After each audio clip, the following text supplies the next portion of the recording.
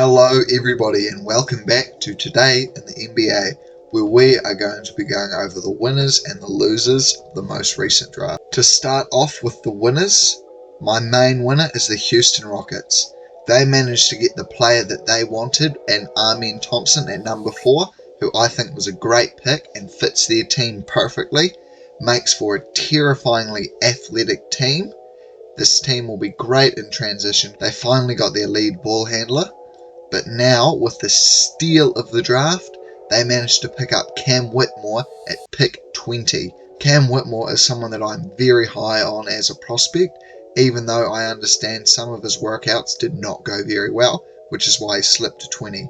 Cam Whitmore is someone that the Houston Rockets would have been thinking about taking at pick 4, but being able to get him all the way down at pick 20 is amazing, and it makes the Houston Rockets one of the most interesting and athletic teams next year. Just imagine Şengün operating in the middle of the floor, Jabari spotting up on the wings, Jalen Green, Amen Thompson, and Cam Whitmore all cutting, all receiving backdoor passes, lobs. It's going to be a fun team to watch next year.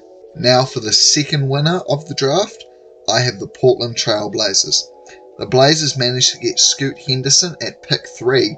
Scoot is my second best player in this draft, and going at 3 to the Blazers is definitely a steal. Now for the interesting part though. They had a great late first round, early second round draft, managing to pick up Kris Murray and Rayan Rupert. Kris Murray is an older player, but he's someone that is going to be able to come in and help straight away. It's not a pick that I love to the Blazers, as they aren't going to be able to win a championship and stay young at the same time, so I would have liked to have seen another pick. But still, Kris Murray at 23 is much lower than I would have thought he would go. Now for the real steal though. Rayan Rupert going in the second round, I think pick 37. Rayan Rupert is someone that I had mocked going in the low 20s, so getting him 15 picks later is incredibly good value, and is someone who I think could develop and be a very good contributor on a Blazers team maybe 3 years from now. And now, with the only loser of this draft, I have the Orlando Magic, who picked up Anthony Black at pick 6 and Jett Howard at pick 11.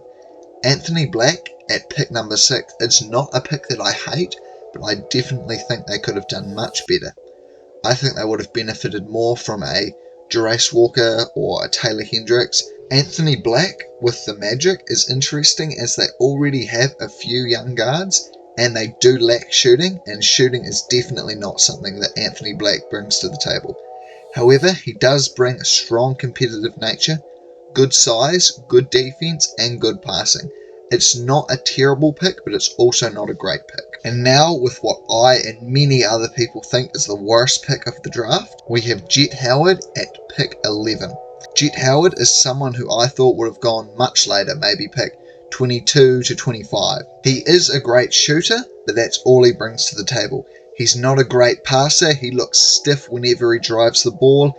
He's not a great athlete, not great at rebounding, and he's a solid defender, but he's definitely not elite on that end, probably on the same level as Grady Dick, who I think they should have taken, especially considering he was still on the board.